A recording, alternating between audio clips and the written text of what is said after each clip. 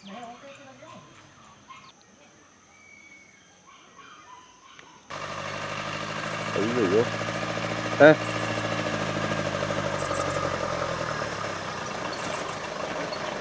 ඔබ මාස ගණන් වසර ගණන් දුක් විඳ අද දවසේ ඔබට සැනසුමක් ලැබෙන දිනයක් වෙනවා. එනිසා බින්ද සහෝදරයන්ට අපි ගෞරව ආදර ස්තුතිය බලසින් පුද කරදී සියලුම ආරාධිත වාසී වගේම පස්සර ලැබූ සුවිශේෂී ජයග්‍රහණ මීරිය පැත්ත විදුහල් පැතුමා ඒ වගේම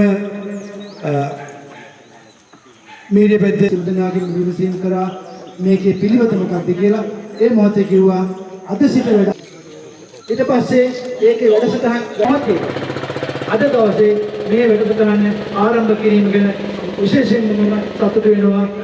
ඒද කැප වුණු සියලු දෙනාටම බෙහෙවින්ම කටයුත්තට ශක්තිය දුන්නට සතුටු වෙනවා. ඉතින් මේ මොහොතේ අද දවසේ මෙම සුබදායී කටයුත්ත ආරම්භ කරන්නට සුබ මොහොතින් අද දවසේ අපගේ ආරාධනය පිළිගන්නවා.